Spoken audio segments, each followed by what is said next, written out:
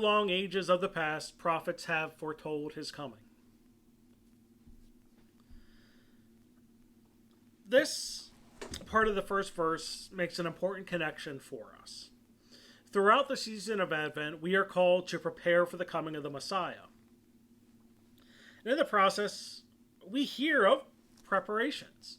We have the Annunciation, we have Mary traveling to be with Elizabeth, we have recounts of John the Baptist, especially his birth. We hear these events that immediately preceded the birth of Christ. But this is also the season we go further back into the prophecies of the Old Testament. Because there were many prophets who gave God's message to the people. And some of those messages we interpret as foretelling the coming of the Messiah. This is something that prophets had done so that by the time of Christ, the people would be prepared for the Messiah. That they would expect the Messiah would come.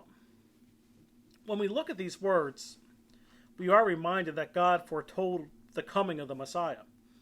This Messiah would be the one who would set things right.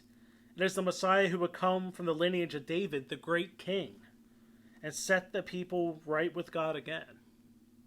God knew this was a necessary step for centuries, if not from the beginning. So we should celebrate that the prophecy that God gave the people is being fulfilled.